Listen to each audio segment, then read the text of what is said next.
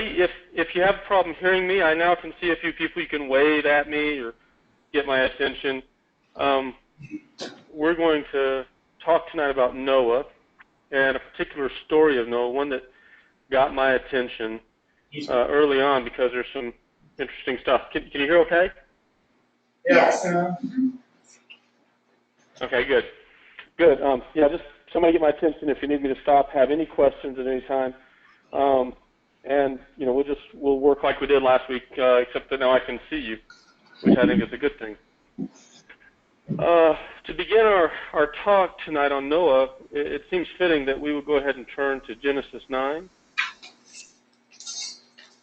So, Cam, just so you know, your keynote is not up right now, correct? It is, but that's good to know. Okay, let me see if I've dropped. Yeah, we don't see that on our end. Oh, I gotta make you the presenter. That's why. My fault. All right, give me a second. Okay. There's two of you, so we'll see if this one works. Show my screen. Okay, that's what I was expecting to see. Let's see if I can. Here, I can do switch this. That's it. No, not this one. Okay, I'll go back. Not yet. I think the other one is the right one. Okay. Yep. I'm just trying to get my screen where I can show it. Now, okay, so that's the right machine. I just have to bring this screen up. All right, now we're together. Okay, so we're going to begin our story in Noah. We're going to look at Genesis 9.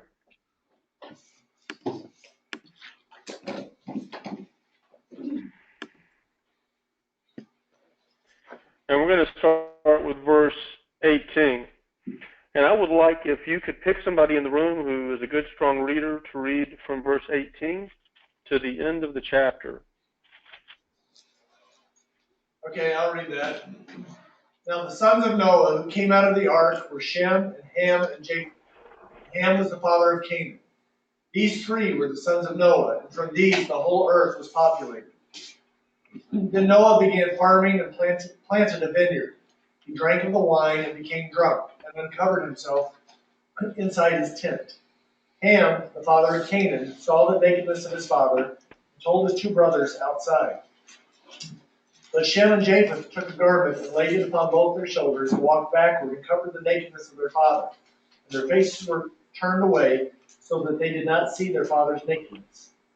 When Noah awoke from his wine, he knew what his youngest son had done to him. So he said, "Cursed be Canaan, a servant of servants, he shall be to his brothers." He also said, "Blessed be the Lord, the God of Shem, and let Canaan be his servant. May God enlarge Japheth, and let him dwell in the tents of Shem, and let Canaan be his servant." Noah lived 350 years after the flood. So all the days of Noah were 950 years, and he died. Thank you very much. Now, I would tell you that story has a couple of very odd things in it. I think we talked last time that I believe that the Bible is literal, but it's got a lot of other stuff in it. So when something odd happens, it's always for a reason. God isn't accidental or incidental. When he places something in that's peculiar, it's meant to catch your attention. And I'm gonna kind of cast back to last week. If anybody wasn't there, just bear with us. I think we'll describe it. But last week we talked about the premise of how I look at and decompose and rebuild stories when I see something that catches my attention. Now, if you remember last week we talked about the wheel in 3 parts. Does anybody remember what the 3 parts are? The hub, the spokes, and the wheel itself. Absolutely. And I've kind of broken them out there so that we can talk to them. Do you remember what the wheel is? It goes around and all the spokes touch it. What does the wheel represent? God's plan. That's right. It's the master plan. Very good. Does anybody remember what the spokes were? All the details that you could follow up on. That's right. Yeah, and usually there are stories that speak to the story, right? So usually when you have a given story, it connects several different concepts that are all their own stories that help retell the story, right? So with Noah, we're going to find that there's at least 2 or 3 different spokes that retell Noah. And we're going to look at those. And, of course, the hub is? Story. The story itself, right? So when we read Noah and we want to understand what's going on with Noah, we read the story, it's the hub, but we've got to put all the spokes together and converge them so that we can see what the hub is talking about. And we know that all of the story, including all of the spokes, are going to connect to God's master plan, which is the whole earth will be filled with the knowledge of the glory of the Lord, and He's going to do it through you, right, through me. And that's the plan. So everything is going to connect to that in some way. So we're not done with the story until we get to the part where it says, and how does that link me to God's plan? What is that? And that's important for us to get to. So that's what we're going to talk about again tonight. Thankfully, we don't have to relay all that foundation again. I'm just a quick review, and we're going to move on. So the first thing is Habakkuk 2:14. Kind of as a side thing, and one of my favorite things to do is God's master plan is actually, in its quick summation, that the whole earth will be filled with the knowledge of the glory of the Lord as the waters cover the sea, is actually told in 3 parts. There's Numbers 14:21. Moses proclaims that the earth is full of the glory of the Lord.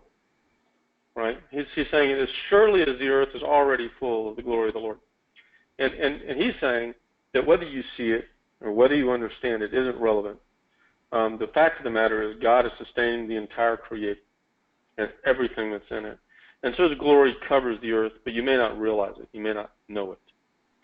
In Isaiah 11, verse 9, we have a prophecy of the soon-coming King, that is our Jesus, right, our anointed one that's coming to this earth. And it says that when He comes, that the earth will be filled with the glory of the Lord as the waters cover the sea. And it's interesting because we know that when Jesus comes, that the whole earth may not accept Him, right? But everybody will know who He is. When He establishes the kingdom on this earth, there'll be no question who He says He is. The whole world will know it. And I believe that's Isaiah 11:9 is referring to the beginning of that time frame when the world will know the glory of God, the glory of God by reputation and by the assertion of this one man who is Jesus and all the saints that are with Him. But they don't necessarily know about God's glory themselves. They don't know it for themselves yet. And then we go to Habakkuk 2:14.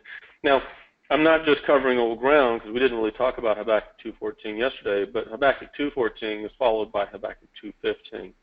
And verse 15 and 16 are very important to the conversation on Noah. And it's funny how long I've known Habakkuk 2:14 and only really in the last couple of years paid attention to 2:15 and 16 and saw something that I've missed for a long time. So let's turn to Habakkuk 2:14, and somebody who wants to read out loud, and for the group, please read Habakkuk 2:14. I'll read it. You said Habakkuk 2:14? Yes, please. For the earth will be filled with the knowledge of the glory of the Lord, as the waters cover the sea. So, yeah, and I love this verse because when you look at Numbers 14:21, the assertion that God's glory is already over the earth, and Isaiah 11:9, which is the assertion that everyone's going to know God, right, as the waters cover the sea, and then Habakkuk 2:14 says everyone that is in this time frame, everybody that's still alive, is going to know His glory. They're going to see His glory. They're going to understand it. And so Habakkuk 2:14 for me is the epitome. It's really a proclamation of the very end of the reign of Jesus and the saints.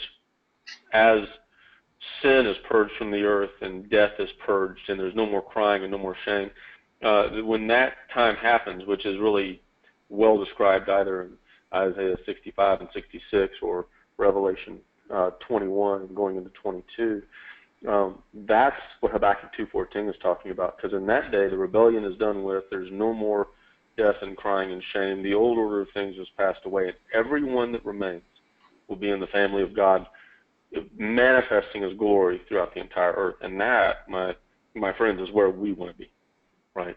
So I get that view. Now, we talked about the waters covering. I hit the wrong screen. I'm looking at it and going, that didn't work. What did I do? So when he talks about the waters covering the sea, how completely is the sea covered by water? 70%? Don't do that. I mean, the human body is 90-some-odd%. What percentage is the sea covered by water? Wait, oh, the sea? The sea or the earth? The Seas, you said. The seas. Oh, 100%. I think it's the earth. Yeah. 100%. Yeah, it's made out of water, right? I mean, we could say, well, there's elements and minerals in it, but but if you say the water without sea, the sea without water is no sea at all, right? The sea is basically water boundaried by land. It's water. So when God says, in the same way that the seas are made up of water, the earth will be full of my knowledge, that's pretty complete, right? That's pretty complete.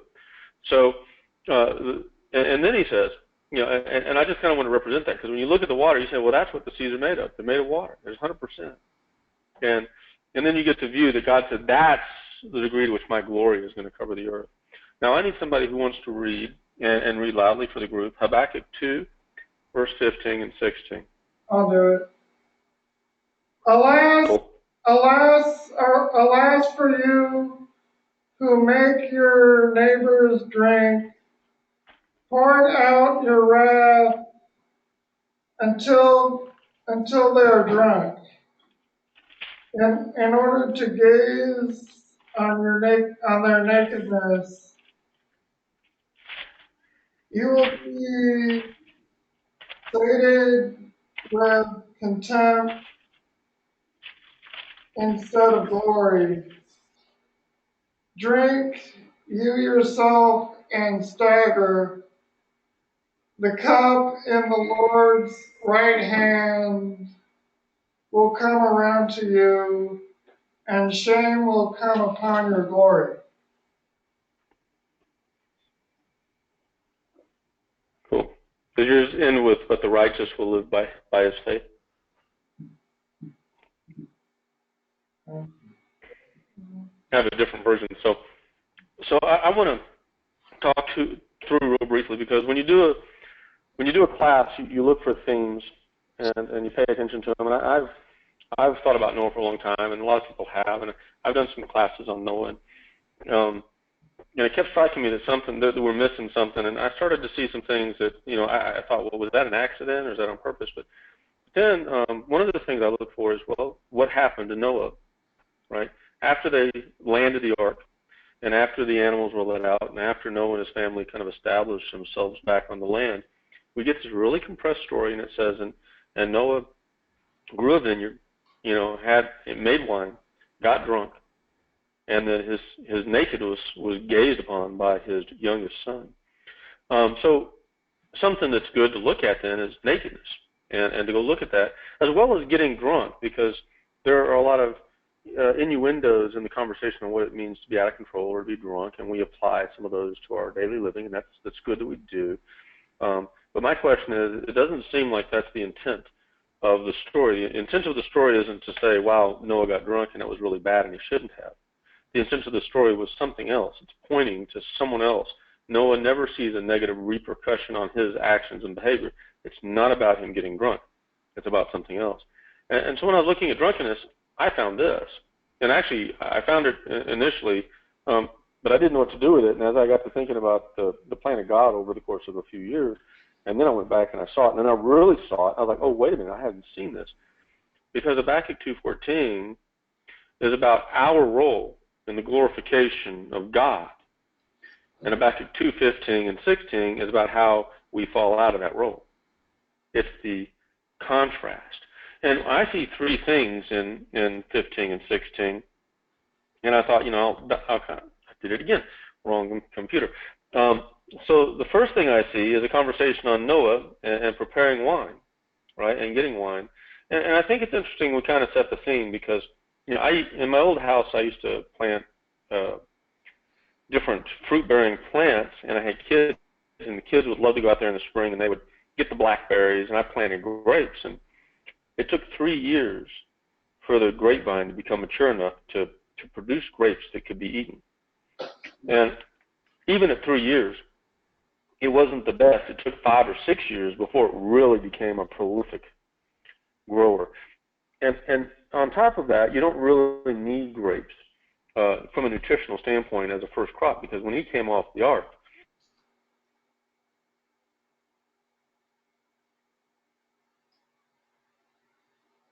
Hello?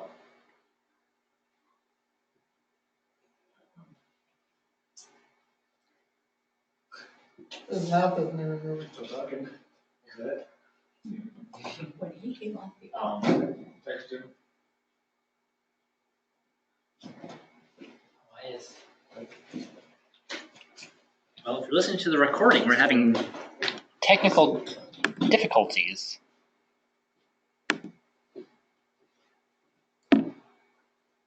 I don't have his phone number, actually. Oh, I can do this. Okay, it's a connection lost. I got internet.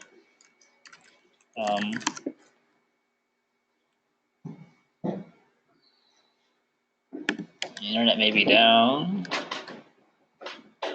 Does anyone else have internet right now? Okay, yeah, I got internet. Oh, there we go. Hey, Cam, you working? but I can't hear you.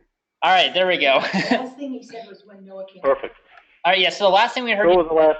you're talking about when Noah came off the ark and talking about your vineyard and how the grapes, you didn't need them for nutritional value. That's right.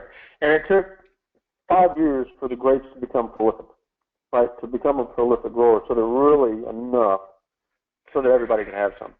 And when you think about Noah, he's got to set up a lot of his vegetables. He's got to get his plants growing. He's got to get his wheat growing so they can make bread. He's got a lot to do, and he may have very well started the vineyard early on, but it was going to take years.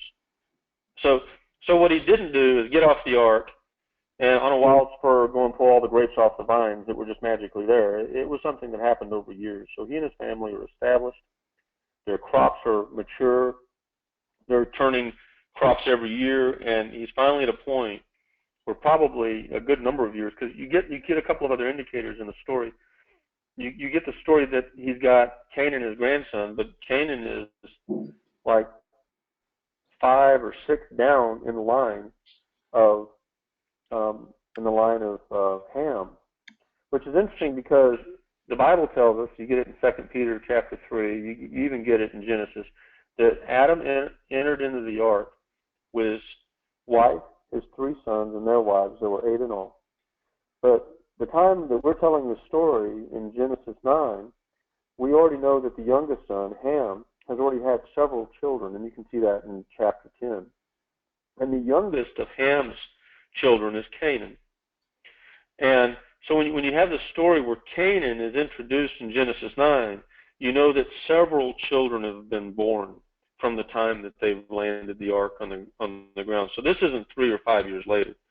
This is likely 15 or 20 years later. All right, so they've been on the land after the flood for quite some time. And that's things, those are clues you can fit together that say, oh, wow, this wasn't, it tells it like they got off the ark, God blessed them, gave them a rainbow, and Noah got drunk. And that's a compression of 15 or 20 years. It's not just something that happened over a couple of weeks. And it kind of sets the scene of the conversations. So I just wanted that there. So you get the idea that Noah has got mature crops and he's creating his wine. And that's actually what that bag is. It's an animal skin, if you can see it. There's a Bedouin, that's how they do it even today, wine, and uses the skins to churn the wine until it becomes mature enough to drink. And that's old wine in an old wineskin or new wine in a new skin. Still do that today. But Habakkuk 2:15, to continue that story, says that, you know, this person, we're painting a picture of a person who seeks to get someone else drunk so that they can gaze on their nakedness. And then it talks about that person being condemned and cursed. And you think, well, that, you know, we have pornography and this kind of stuff today, and, you know, there's plenty of stuff in that area that we can get in trouble with. But I think there's something else even worse than that going on here. I think the Habakkuk 2:15 is alluding to a different kind of thinking, and it's a biblical-based thinking, and we're going to talk about that in a minute.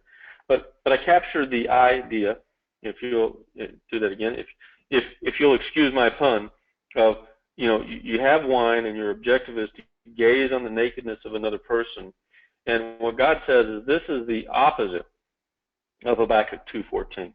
Something is going on where Habakkuk 2:14 is manifesting the glory, but verse 15 and 16 is actually profaning God's glory.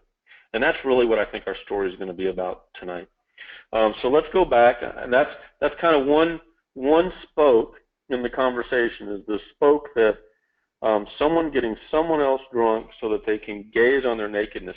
Now, when I get to this point in the conversation, I got to say, well, nakedness. Where do I first see nakedness? Anybody have an idea? Garden of Eden. In the garden? Yes. Is that right? Who was naked in the garden? Adam and Eve. That's right, Adam and Eve. Now, we have an interesting thing because they're created naked, but then they later have an awareness of naked. So we're going to talk about that. Let's turn to Genesis 3. We're going to read verses 6 through 11, and I'm going to ask you while we read it. Read it slow. Someone read it, and read it loud, and read it slow.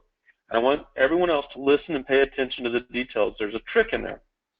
There's a little trick where it tells you one story and then tells you another, and if you're not paying attention, you'll pass it.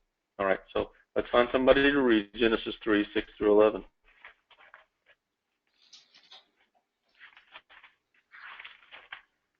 I'll do it. When the woman saw that the tree was good for food, and that it was a delight to the eyes, and that the tree was desirable to make one wise, she took from its fruit and ate, and she gave also to her husband with her, and he ate.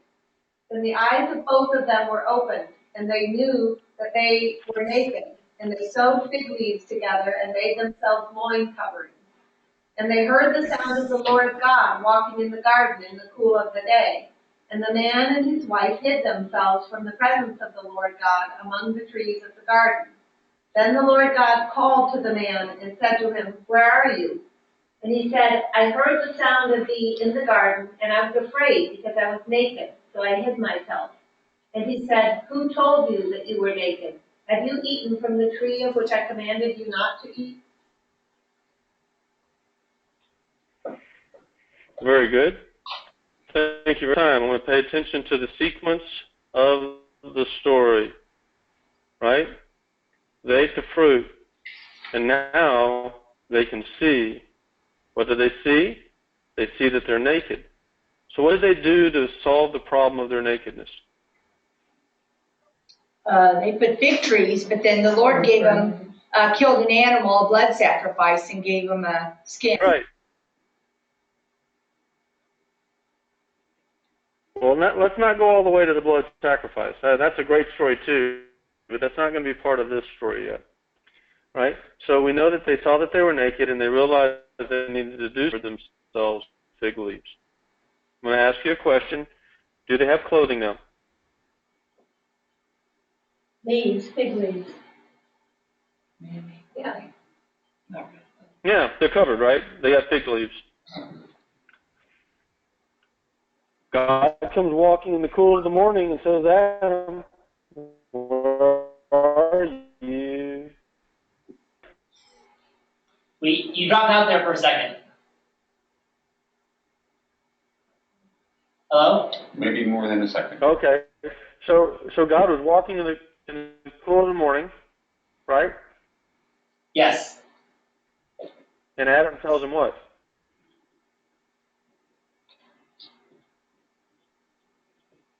They hid because they were I naked. have it on the screen. Yeah. Are they naked? No, yeah, They think they are. So they know they are, but are they clothed? And here's my question. Are they clothed? They No, had not in God's coverings eyes. on. So, if they, right? So here's where you get the first conversation in the Bible on what nakedness is. Let's turn, I don't have it in my list, but let's turn to Galatians 3, right? And we're going to look at verse 26, just real quick, 26 and 27. It's a great verse.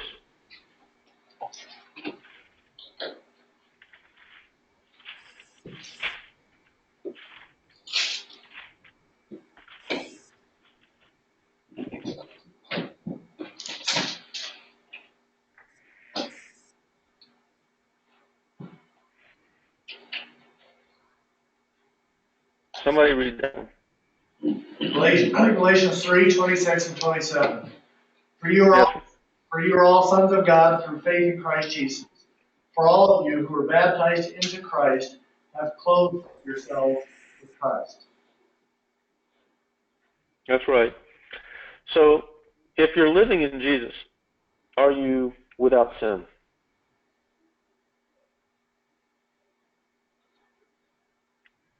And without going to all the verses, because we'd be here 2 hours again, you can look at 1 John chapter 1, and it says that any man who claims that he's without sin is in the darkness. Right? And that's just part of this conversation. It's about love of the brother and whether you're in Christ, whether you're not, how do you know you're in Christ. But in the first chapter, it says any man who claims that he's without sin is in darkness. He's a liar. So if I ask the question, if you're in Jesus, are you without sin? Well, the answer is no, I still sin. I'm still a sinning person. But the difference is Jesus stands at the right hand of the throne of God. Jesus is righteous. God has given him the right to justify and to judge. And if I'm living to the best of my ability in Jesus, Jesus says, well, I'm covering you. I'm clothing you, which means when someone looks at you, they have to see through me because I'm clothing you, right? And so when we look at a person physically, we see their physical bright green shirt that I have here. But if you look at them spiritually, you look at to see who they're clothed with. You look to see if they're being justified or redeemed by somebody. And in this conversation, Jesus says that if you believe in me and you've been baptized and you're living in me, that I clothe you. That means if someone looks at you, they see Jesus. So inside you may have sin, right? You may sin, not living in sin, but you may sin. But Jesus can forgive, and someone on the outside looking in sees Jesus on the outside. That means they can't see you for who you're being covered by. And it's a spiritual conversation, not a physical one. So when you get to the conversation on what it means to be naked, it can mean to be without physical clothing, but it can also mean to be without spiritual clothing. And I would propose to you, since we know that Adam and Eve were physically clothed, that the conversation they're having with God isn't about physical clothing. That their acknowledgement to God is, and I'm going to say it in the best way I can, which is not going to be perfect, but it's like we realize that when we were obedient to you, that you were our clothing, you were our covering. But when we took it upon ourselves, we stepped outside of your covering when we operated outside of obedience.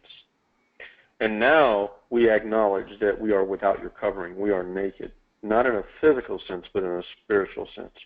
And to me, the clue is the fact that they first clothe themselves and then acknowledge to God that they're naked. Does that make sense?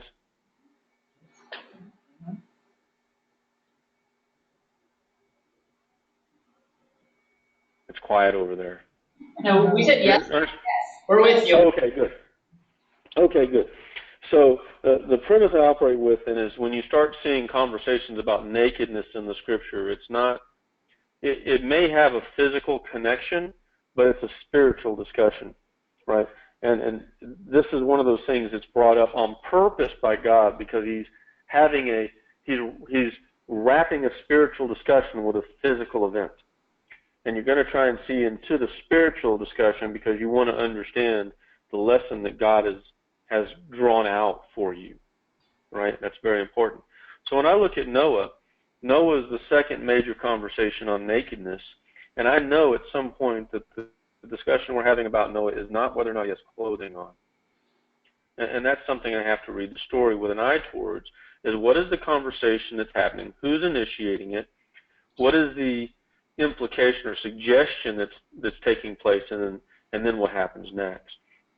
So this is the second spoke. So the first spoke is the conversation on, that God's objective is that we manifest His glory in our behavior. In other words, we're ambassadors for God, and we're seeking to take upon ourselves the character and likeness in His likeness, so that when people look at us, they see Him.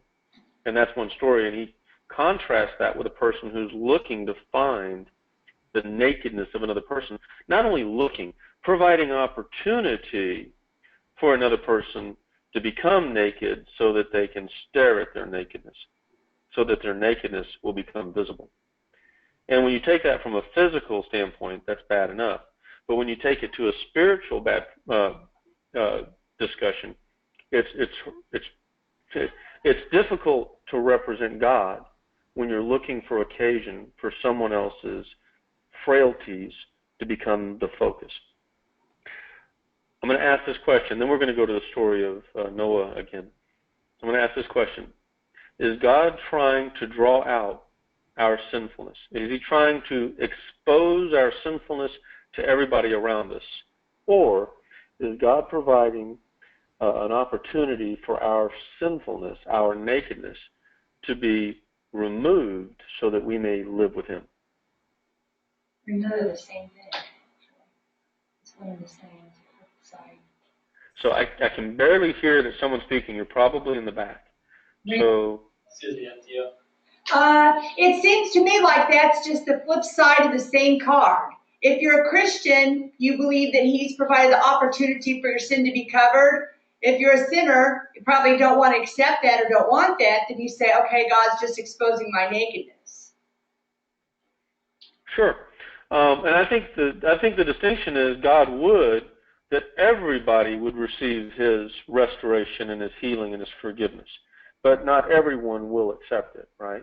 So God's not opposed to anyone willingly accepting, the invitation to become like Him.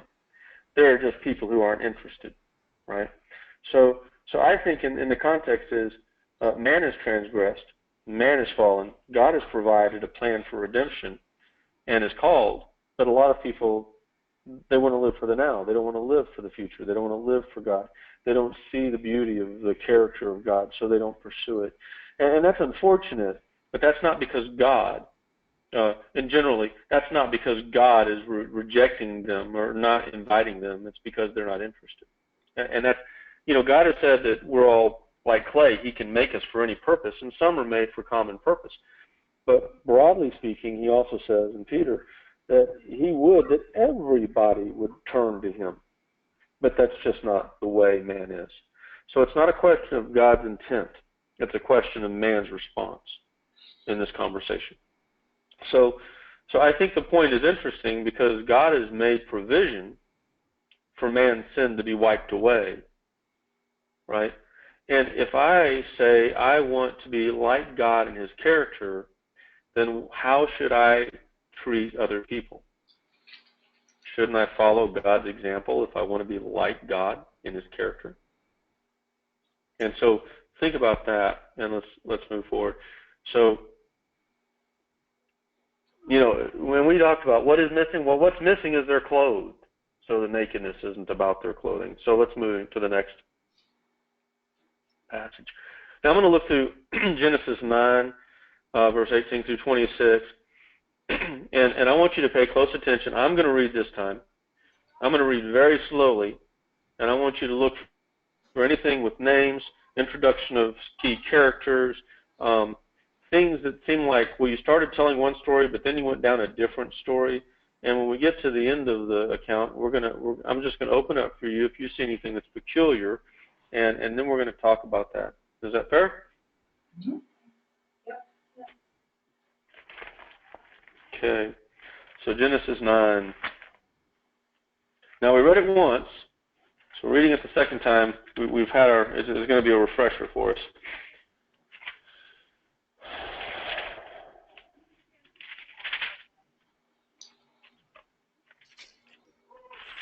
And I will put a little bit of special emphasis on it. We're going to start with 18. And it says, the sons of Noah who came out of the ark were Shem, Ham, and Japheth.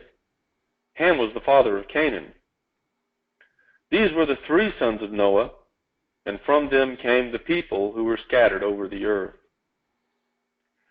Noah, a man of the soil, proceeded to plant the vineyard. When he drank some of its wine, he became drunk and lay uncovered inside his tent. Ham, the father of Canaan, saw his father's nakedness and told his two brothers outside. But Shem and Japheth took a garment and laid it across their shoulders. Then they walked in backward and covered their father's nakedness. Their faces were turned the other way so they would not see their father's nakedness. When Noah woke from his wine and found out what his youngest son had done to him, he said, "Cursed be Canaan, the lowest of slaves will he be to his brothers." He also said, "Blessed be the Lord, the God of Shem. May Canaan be the slave of Shem. May God extend the territory of Japheth. May Japheth live in the tents of Shem, and may Canaan be his slave." And after the flood, Noah lived 350 years. Altogether, Noah lived 950 years, and then he died. So, anybody, if you heard me, is there anything in there that's either peculiar or seems out of place or just anything? Is there anything that catches your attention? Yes. One, Okay. Ham, we don't even know how old the little boy, he could have been just a little boy yet. And maybe he just went into the tent and did not realizing. We don't know the details that we need to know. He's just a young boy maybe. So why was he cursed? Ham, That's a good question. Anybody else? We're gonna see if we can't talk to this real quick. Anybody else? The walking backward is interesting to me, Evidently, they put the cover on their shoulder and they walk backward. So they're really trying to hide this, to not look at it, and not to cover it so other people can't look at this situation. Mm-hmm. The first couple of times that Ham was mentioned, it referred to him as being the father of Canaan. It didn't refer to the descendants of the other two sons. That's right. Why is That's a Canaan good point. instead of Ham? Great question. Anybody else? Canaan's name is mentioned over and over and over compared to the other names. Very good. So those are good. Is there any other observation that anybody wants to make? It says, "Blessed be the Lord, the God of Shem." Shem is capitalized, and I think in the Old Testament, the Lord is referred to as the Hashem, which literally Shem means name, and Hashem means literally the name. Interesting. Absolutely. Yeah, I actually just seen that recently. I was looking through that and I'm thinking, because I play with names a lot, and I look at it and I thought, that's interesting, the name. And it's probably because Shem is, I think, the oldest. And so Noah's hoping he'll be associated in some way with the name. And I can make sense of that. The other thing, I have one more question. Mm-hmm. It doesn't say that anybody got Noah drunk. Noah got himself drunk, as far as I can tell. Right. And I think where you get the suggestion, so I'll start with this. The suggestion in Habakkuk 2:15 only relates to one story in the Bible that I can find. So when it talks about someone getting someone else drunk so that they can gaze on their nakedness, and you have one story in the Bible where someone gets drunk and someone gazes on their nakedness, the pattern is extraordinarily close. And then you have the conversation about what happens in Genesis 9, and that's That's the conversation on blessings and cursings. And we're going to talk about as well, not only does Noah account Canaan as his youngest son, which is interesting, but then he accounts Canaan as being the brother of Shem and Japheth. But we've identified that Canaan is the youngest son of Ham. And there's an interesting way that that can happen, but the Bible didn't tell us it did happen. It just makes reference to Canaan being the youngest son of Noah and the brother of Shem and Japheth. So we have to ask, okay, so how could that happen, and is that consistent with biblical discussion? So you like my rainbow question mark here? So first of all, we already talked about yielding of the wine. Now, we didn't talk about symbolism of the wine with the bread and the wine and being a specific kind of celebration, as it were, but that's not really my prime theme of the evening. I want to look at Ezekiel 14:14, and there's some really interesting implications in this particular chapter. So let's turn real quick, and we got this verse. I think there's one more, maybe two more. We're just going to read the single verses. So let's pull up Ezekiel 14, verse 14. It's talking about a time that's extraordinarily wicked and the way God would dwell with folks. And the whole story, the whole discussion is about how God's going to deal with the wickedness of this particular day. And Ezekiel 14:14 is matched up with Ezekiel 14:20, but we're only going to read the one verse. So you can write that note if you want to go look at the chapter and see if it's not consistent, because it is. But somebody just read that one verse, and I want to kind of make a point once you read it. I'll read it.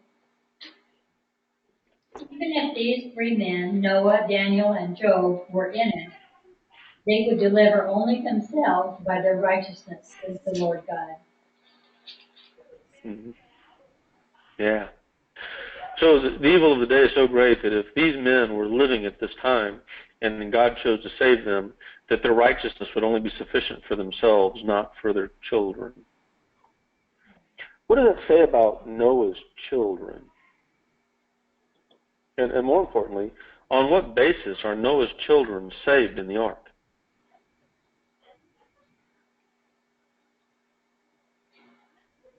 Because God told him to take his family into the ark. Yeah. In fact, what Ezekiel suggests is that they were saved on the behalf of the righteousness of Noah, not because they were righteous.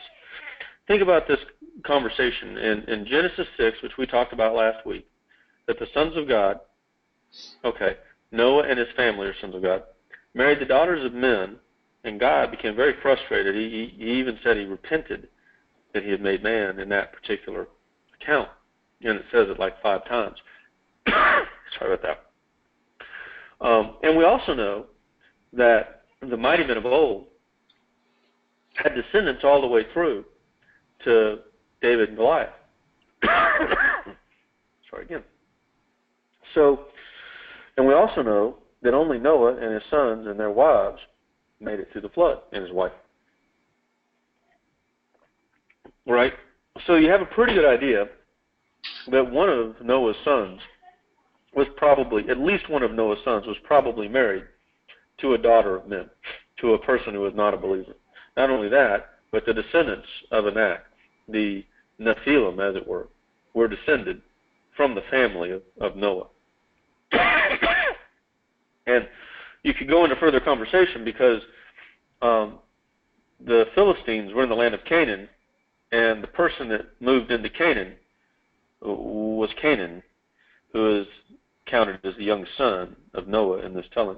So when you start looking at what's going on, you begin to realize that his sons were saved on behalf of his righteousness, but his sons themselves may not have been walking as straight a line with God as they should have been. That they themselves were some of the sons of God. They brought in some unbelievers into their family, and they were saved through the ark because of the righteousness of Noah. So you get into that conversation, and you start seeing that, well, I started off with some really, really broad assumptions, and now I'm beginning to realize that Noah was the righteous one. Noah, it says in Genesis 9, walked with God. And I think I touched it again. So wrong. So let's look at Genesis 48:5 real quick, and we're going to find that there's a conversation on adoption with Jacob and his son Joseph and Manasseh and Ephraim. So again, this is a fairly well-known and well-understood story in the Bible, and it's real interesting, and has some interesting implications. And somebody go ahead and read that, Genesis 48, verse 5.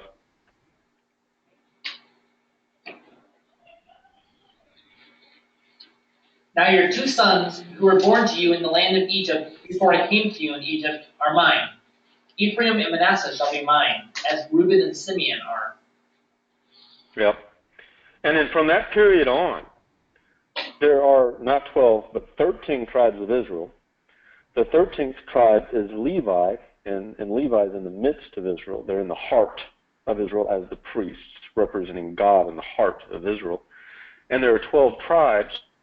Joseph is no longer a tribe. He's reckoned by Manasseh and Ephraim. And they're part of the 12 tribes of Israel. So when you talk about 12 tribes with inheritance, Manasseh and Ephraim are now counted completely, not as Joseph's sons, but as Jacob's sons.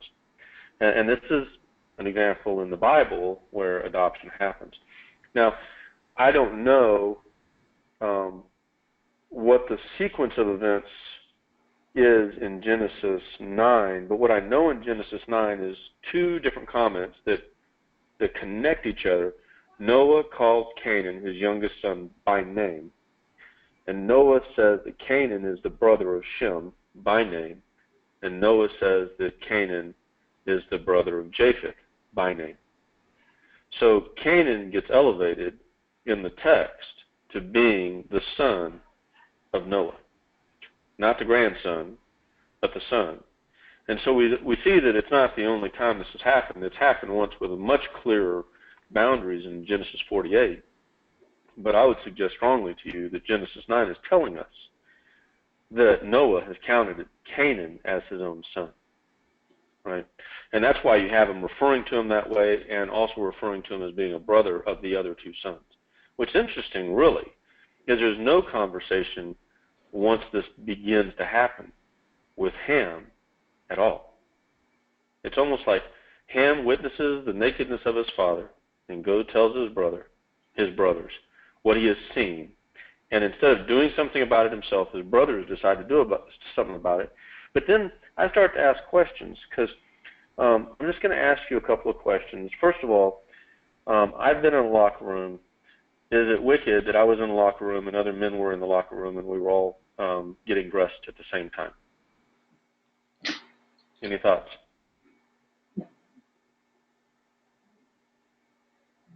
I can't hear a whole lot. I'm either looking for this or looking for this. Is it gross wickedness that I was changing clothes in a locker room with other men who were also changing clothes?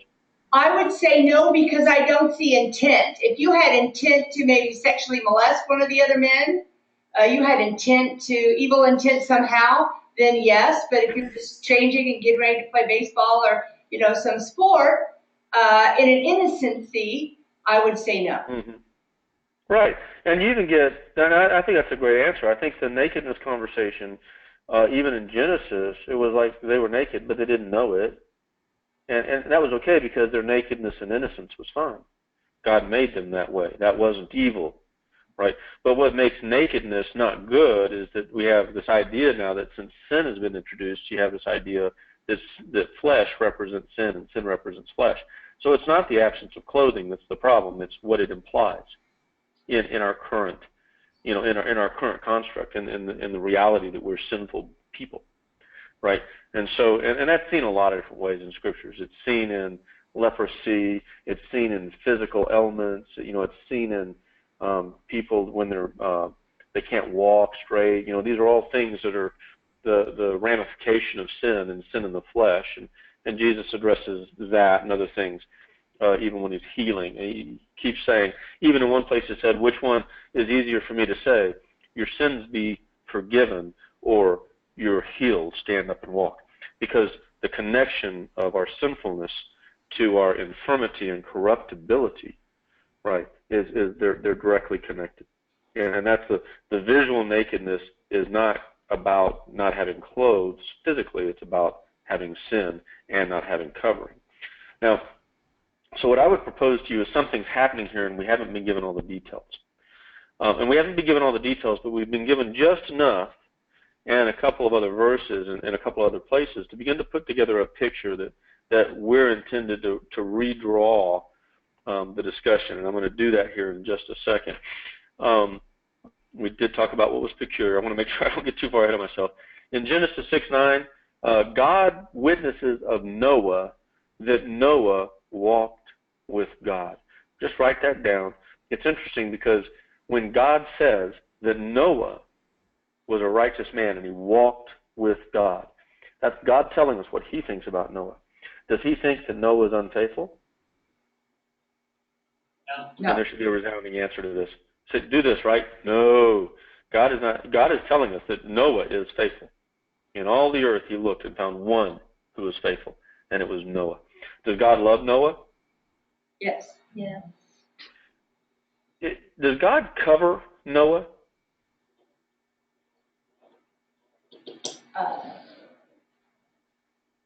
Let me ask this a different way. When we're baptized into Jesus, we're covered with Jesus. We're clothed with Jesus. Do you think that God counts Noah as being his son, as being covered by him, as being clothed by him? Yeah. Yes. Yeah, it's a good bet that in God's eyes, it doesn't matter if Noah's wearing clothing. The point to God is that Noah is covered. Noah is God's. He belongs to God. It's his child. So you get this, we talked about the children of God and all that last week, so we have that context to work from.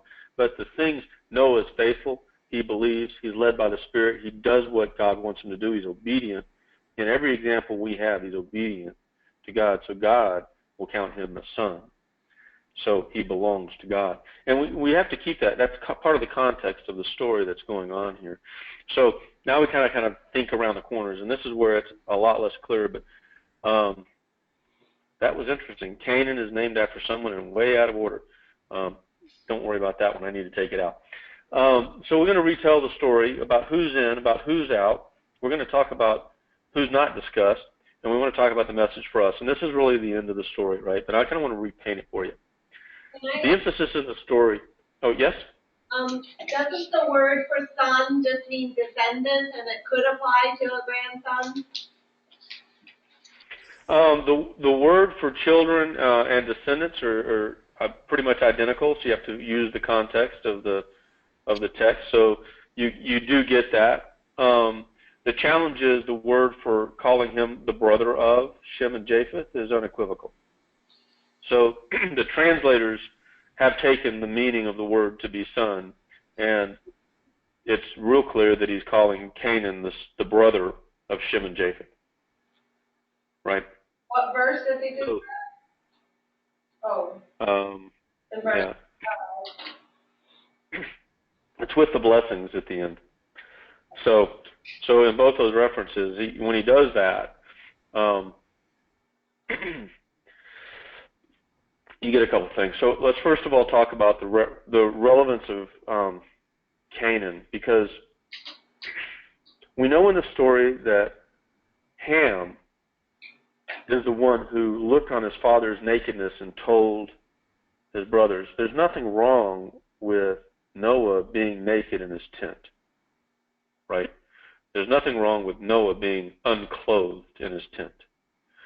Somehow, Ham found himself going into the tent to see that his father was, in fact, unclothed. And then he went out and told his brothers. Now, if we're in a story where the only players are Shem, Ham, and Japheth, and Noah, and Ham's already looked on the nakedness of their father, there's no reason at all to cover their father. He's actually already covered by God. So they're doing it for a reason. And you've got to kind of wonder what's the reason they're doing it for. Not only that, but you also know that Canaan is already on the scene. And Canaan is the youngest son. In chapter 10, it tells you this. I can just look at it real quick. Canaan is the youngest son of the youngest son. So if you've got a handful of kids from Canaan, and you have two other lineages, you've got Shem's lineage and you've got Japheth's lineage, you probably have more than 5 or 6 people around. right? And so you can kind of suggest that with the time it takes for Canaan to come on the scene, that it's not just 4 or 5 grandkids in the family, because there's at least 4 or 5. It's in chapter 10, verse 15. Canaan was the father of Sidon and of Hittite and Jebusites. And oh wait, this is Canaan. I got to go to Ham. The sons of Ham were Cush, Mizraim, Put, and Canaan. So he's the 4th. He's the 4th son of Ham, right? The youngest of the 3. So the other 2 brothers have kids as well. So you're probably talking 15 kids running around.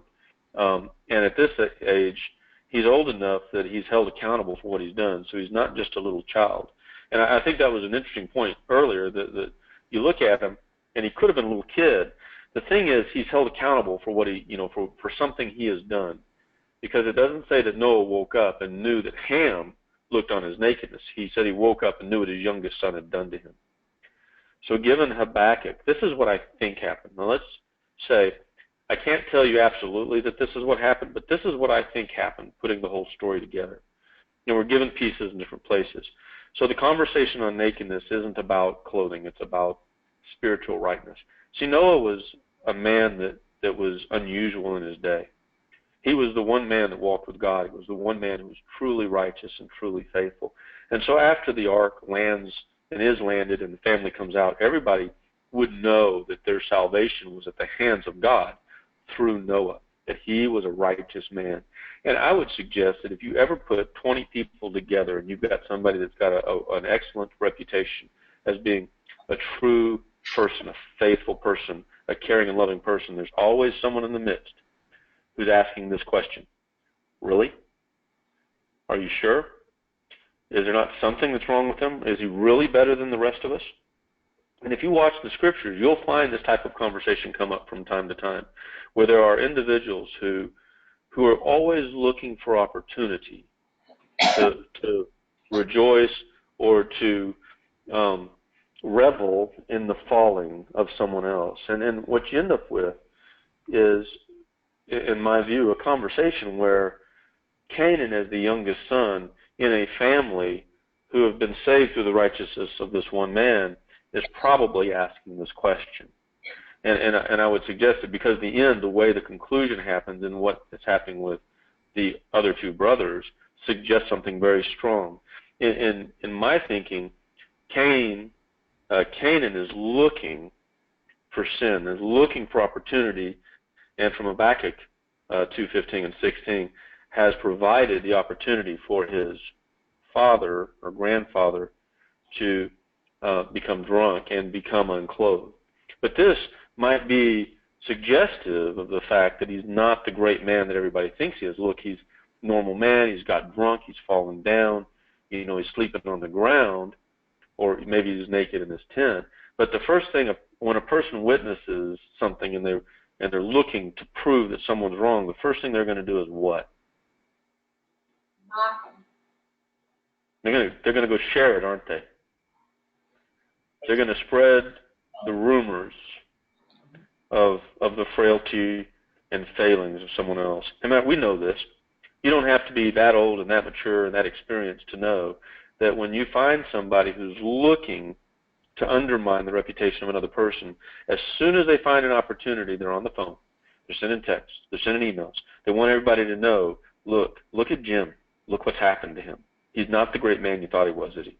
Right? And you get the implication of this because Ham finds himself in the tent. And what I think happens with Ham is a bit player in this conversation. It's like he sees that his father is naked. And the word there is kind of interesting because it's almost like, he really is naked. It's almost like he's not disappointed or frustrated or anxious about it, and he's certainly not inclined to do anything about it. But he does what most people who hear a rumor do. He went and spread it. So he goes to his brothers and he said, hey, have you seen that our dad's naked? Right? And maybe it happened quite that way, or maybe it didn't happen quite that way. But it says in the text that after gazing on the nakedness of his father, he went and told his brothers, hey, dad's naked. And his brothers now find that they have a reason to cover their father. And I would suggest to you it's because of this. It's because it isn't just Shem, Ham, and Japheth that we're talking about. It's Shem, Ham, and Japheth. It's Canaan. It's the other cousins of Canaan, right, who now are having a rumor spread that you ought to go see our father in his nakedness. And they're not just seeing the lack of clothing, but they're seeing that he isn't the man that he's being portrayed to be. He isn't the righteous, upright, right-standing, walking with God man that we keep hearing about. He's just a guy who got drunk and he's not clothed.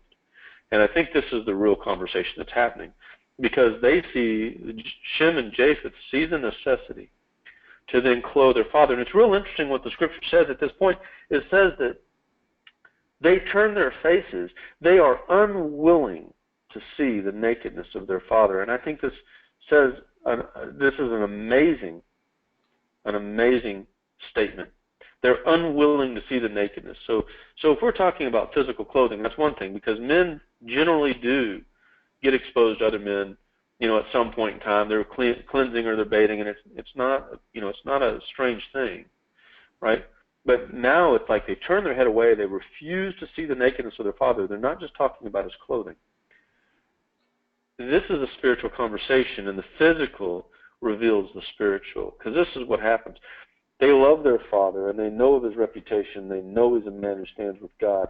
And there's no way, in any way, shape, or form, that they're going to allow his reputation to be impugned. As a matter of fact, they're going to make every effort to make sure that they reject the opportunity to see spiritual failing. They're going to turn away. They're not going to see it. In effect, what they're doing is they're not only retaining his spiritual reputation, but they're reinforcing it, because now they're creating a scenario where anyone else who comes to look at him will only see that he's covered. And this is what should have happened with Ham. Ham should have seen that his father was without clothing and should have done something about it. And what's interesting is when we get into the blessings and the cursings in the next verse or two, Ham falls out of the story. He's not in the blessings and he's not in the cursings. It's almost like saying he's actually not there.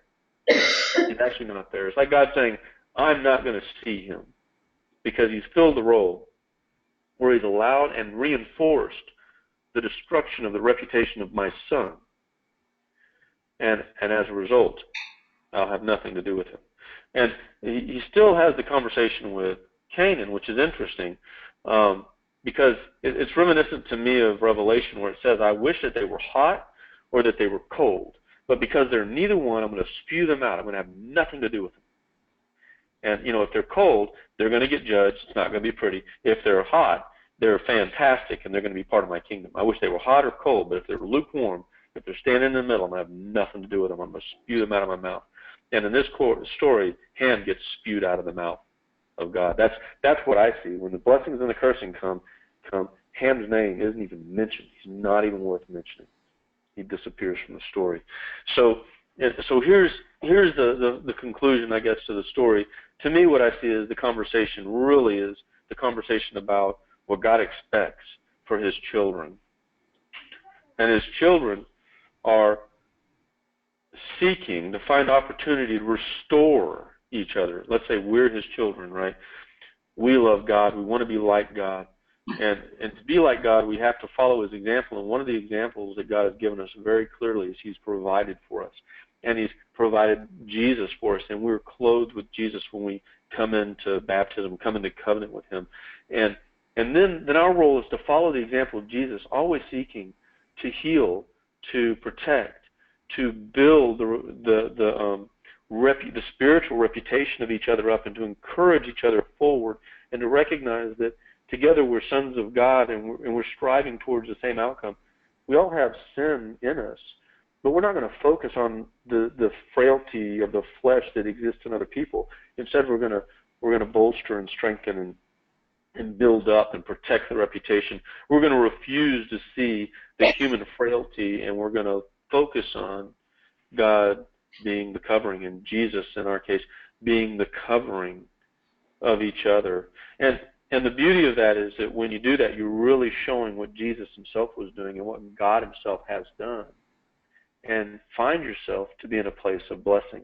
Because that's what Shem did, and he was blessed. That's what Japheth did, and he was blessed. The contrast to that, and what I would leave you with, is we don't want to be. We don't want to be the people who know what right looks like and then go seek people who aren't.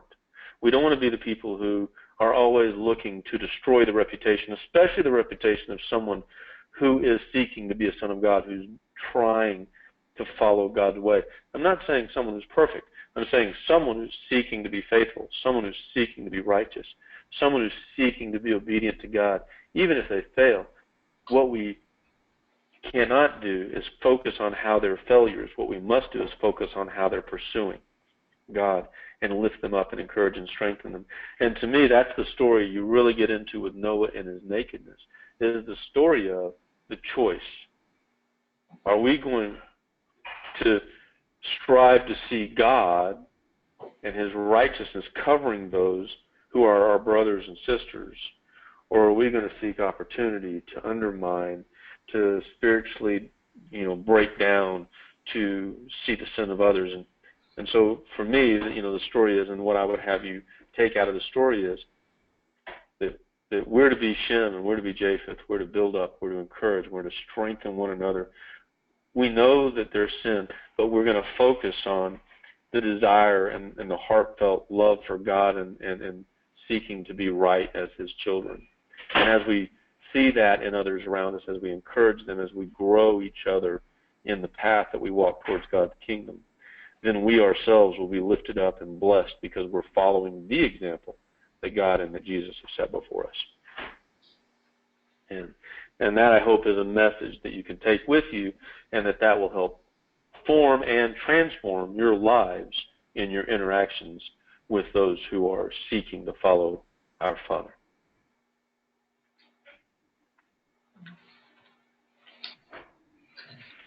And amen.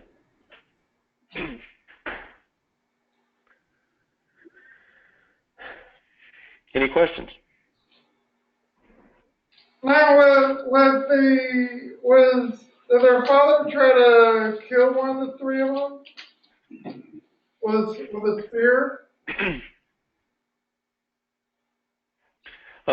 I don't believe that there was any attempt to kill any of the brothers after that. Is that the question? I've seen the first slide. The father was having a spear right at. Well, that's from last week. Oh. Yeah, that's David. Okay. Yeah, David. Yeah, David Goliath. Yep. Okay, that's all right. So I have just a comment. I wrestled with this idea, where saints versus sinners, those people striving to enter in at the narrow gate, though, like you say, even those people still have sin. We have sin. We are sinners. We are covered by Christ. He imputes to us his righteousness. But nonetheless, as long as we're in this flesh, we are prone to sin. We are, I guess, sinners. But also, doesn't it say in one of the epistles of John, don't be deceived. If you are of God, you don't sin. And also, doesn't it says, be not deceived. God is not mocked, so whatever you sow, you'll reap. And then also, doesn't God list out things like blasphemers and fornicators and adulterers and all these people shall not inherit the kingdom of God? So how do you place that? Is it just you have time to repent after that? Because in any place in time, if you stop the movie of our lives, we could be bound to not make it into eternal life. But it's just if the movie plays on for life, you have chance to repent, to get back up. He that falleth 1,000 times, though he get back up, he shall make it. Yeah, so let me try to answer that in a reasonable way. The Bible isn't about the history of mankind. The Bible is about providing enough information to us to understand our path to the kingdom, and it provides object lessons.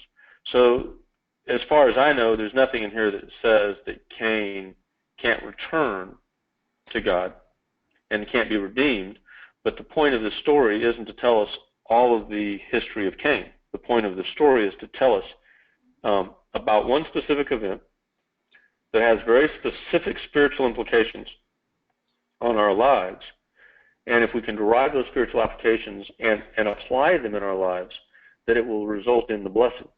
And if we don't apply that in our lives and we follow a different example, it'll result in cursings. So, because there's a lot of stuff you addressed all at one time, and those are great. God generally makes a distinction between the way of living and physical events. So, from one point of view, as an example, I seek to live in Jesus. I'm seeking to be obedient. I fail and have sin. Now, in 1 John, it says that if you say that you don't have any sin in you, then you're a liar and you have no part of the truth. But in another one of the epistles, it says that if you're covered with Jesus, then that it's like you're held imputed righteousness. Really, is the conversation you end up with imputed righteousness, and that means that you didn't earn a righteous accounting, but you're given it because you're in Jesus.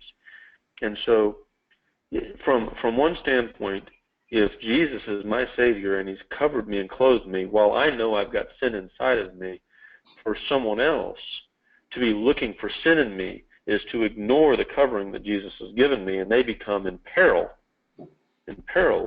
because they're now casting aspersions not just on me but on Jesus, who's my covering. And this is a way of looking at the Scripture. So what happens is you get one point of view and then you get another. If there's a place where it talks about that anyone who lives in, I keep thinking King James and NIV, it talks about living if you're living in adultery or if you're sexually immoral, but it says that if this is your way of life, right? It doesn't say if you've committed adultery, right? We know David committed adultery, but he's not condemned to death, right? He had natural consequences, but it wasn't his way of life. It was something he did.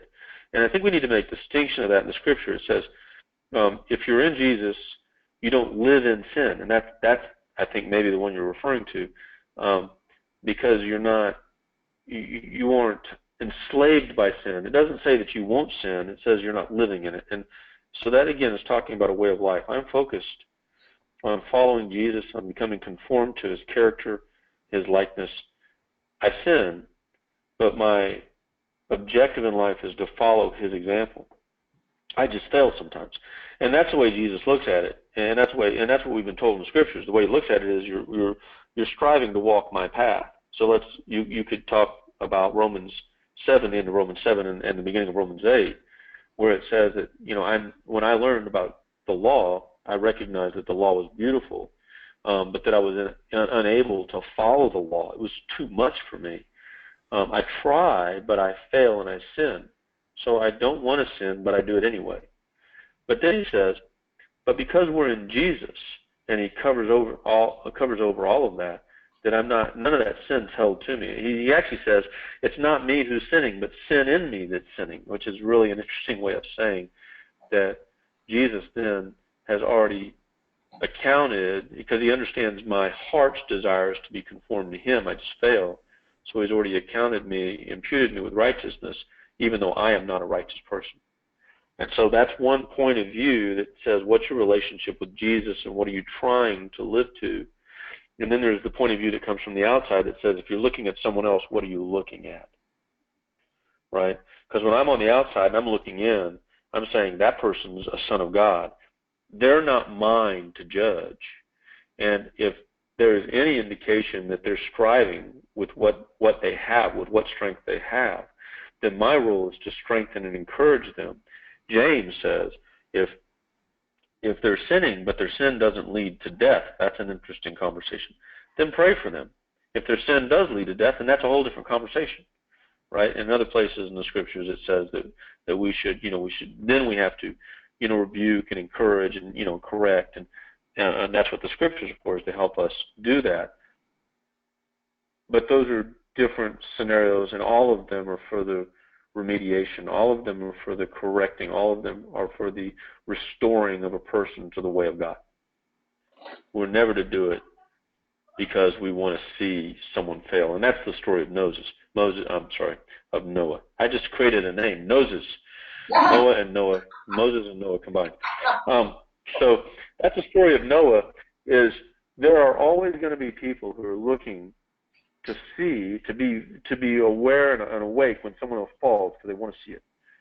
There are always people like that. And those people need to turn, because that path will lead to destruction. That path will lead to cursing and slavery. And that slavery won't be a pleasant slavery. And then, so I love part of the message, because I see both of those messages are to me. One of those messages says, Cameron, did you witness that person sinning? Did you acknowledge that person sinning? Did you get joy out of seeing someone who's been held up sinning? Because if you did, you're on the wrong path. And at the same time, I hear another voice saying, do you see that person trying? Not a question of failing. Do you see that person trying? Do you see them wanting to be in the kingdom? Do you see them striving to follow Jesus and being a good example? Are you encouraging them? Are you protecting their reputation? Are you lifting them up? Are you strengthening them? Because if you are, that's the way to blessings.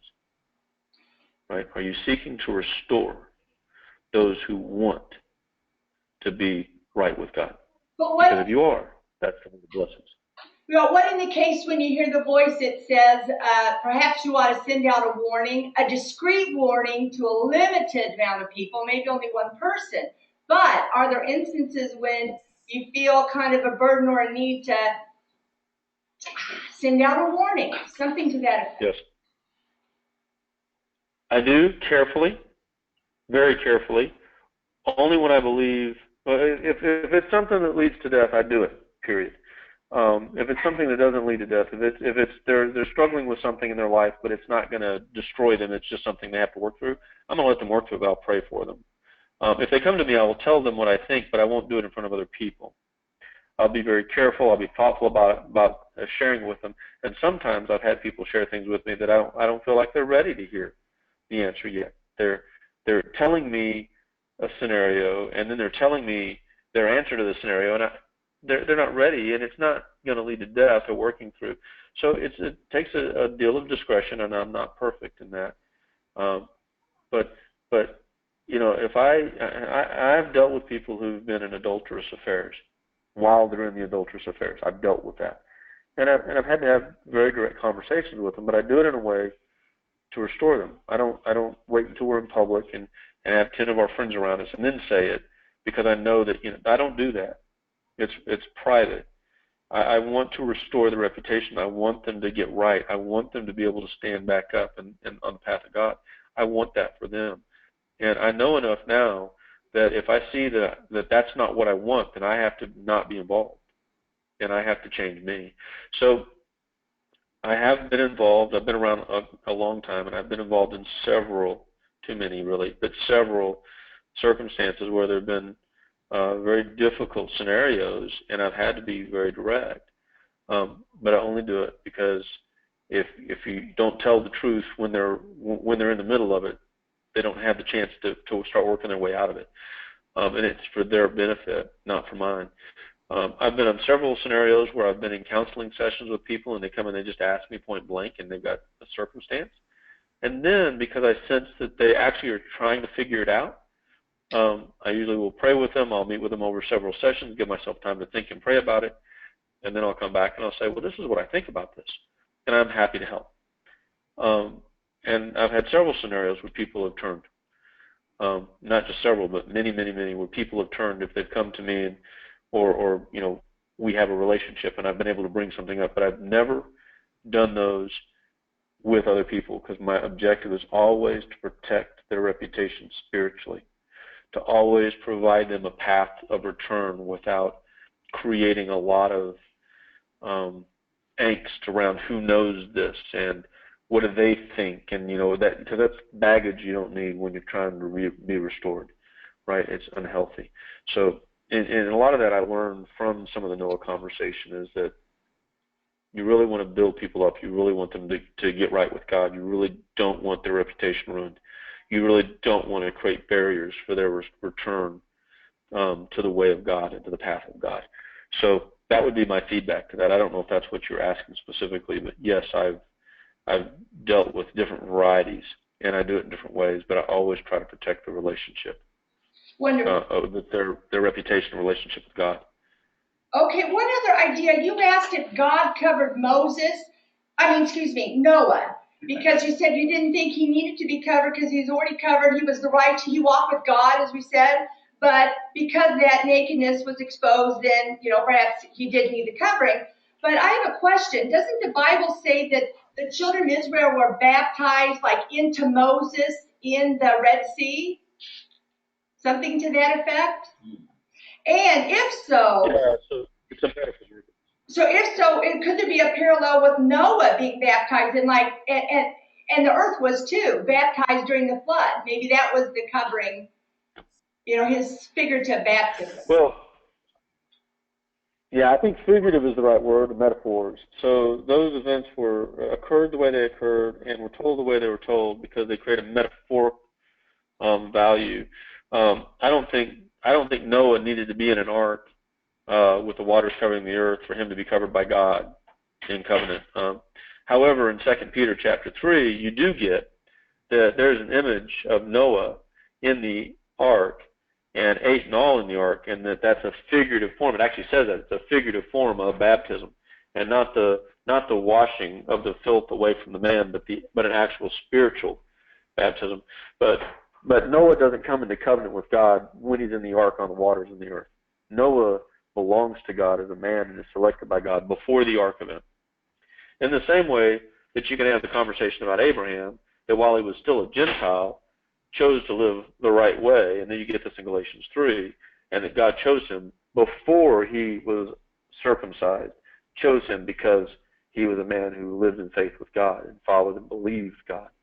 But those events have a very convenient metaphor when it comes to showing a connection between men of faith and Jesus, because Jesus is really the one that they all point forward to. Yeah. I think it's a great question, but yeah, they're covering their spiritual covering with God is because they're faithful and God has accepted them and God has embraced them. So in Genesis 9, when it talks about Noah walking with God, in Genesis 6, when it says that Noah was the only one found on the earth who was faithful, God is saying of Noah that he is a faithful man. He is mine. And that's before the flood happens. So I think that's the way you look at it, but recognize that the flood is a metaphor for the baptism that's coming in the same way that the Red Sea is a metaphor. The passing through the Red Sea is a metaphor. In the same way that passing through the Jordan is a metaphor for baptism as well. Cam, I see that, you bring together so many brilliant threads that I think really make sense here. And it's like Canaan and Ham, especially if you look at Genesis 12 and 13, we're seeing the seed of the serpent and the seed of the woman, and Ham becomes the father of the Philistines, and Canaan is singled out as the father of, the Jebusites, the Amorites, all these nations that are the enemies, the flesh, mind of the flesh and all the enemies of the line of Shem, which is the line that Abraham comes through. And so I just see this, it's such a huge theme all through Scripture, the mind of the flesh versus the mind of the Spirit. And that's sort of what I see you're outlining here, is that we've got people who accuse Jesus of wrongdoing even though he's the Son of God. And he rebukes them and he works with them and he tries to get them on the right path, but some do and most don't. So it's sort of this whole message of God right from the very beginning here of this struggling seed of two diametrically opposed kinds of people that do or do not submit themselves to walk with God. Right. Yeah, I think that's a great connection. Actually, you see exactly the same thing with Jesus, right? And they were jealous of him. They were jealous of him. They didn't see. They started off by saying, "We see you do miracles. We know you must be from God." But before long, they were jealous of him. They were jealous of his attention. They were jealous of people viewing him as being higher. I mean, they were the epitome of righteousness on the earth. And who's this Jesus guy? And they rejected him because of their jealousy. I'm just saying, when I look at the story of Noah and I look at how what's going on with Canaan, and what happens, and I look at Habakkuk and connect those dots, I'm like, he's jealous of Noah. And he wants to find a reason to bring him down. And this is exactly what happens with the Pharisees and Jesus. They look for reasons to bring him down. And what happens is that you end up, anyone that ends up trying to undermine someone who's seeking to be right in God's way is going to be cursed. That just is what it is. And you see that with Noah. You see that with Jesus and the Pharisees. You see that, through the Scripture. You see that over and over again. You always want to bless those who are God's people. You never want to curse them, because as soon as you operate in that role, you become cursed as a result. Yeah. Okay, Anyway, can I just ask one more question? I missed. Say it again. One more question. Okay, so it wasn't the fact that Noah was drunk. We know that. That's not the sin here. It wasn't wrong for him to be naked inside his own tent, correct? Both those are true, right? Correct. Okay, so absolutely. When Ham comes in and he sees him, if Ham would have either covered him up or just left and shut his mouth, he'd have been okay, probably. But it's the fact that, that he went and told everybody and didn't cover him up. But I want to ask this, what would have happened if Noah would not have been drunk? If Noah was just in there, he was naked, lying down, Ham probably wouldn't have gone and said, oh, look, our dad is naked in there. But was it the fact, nakedness plus the combination of being drunk that kind of brought on an accusation? Mm-hmm. So, drunkenness in itself. Yeah, so that leaves room, for a different set of questions. I mean, to me, there's a combination between he probably, the tents are constructed differently. They're not camping tents, right? They have kind of an inner court and a sitting area, and then they'll usually have a bed chambers. So he probably wasn't in his bed chambers.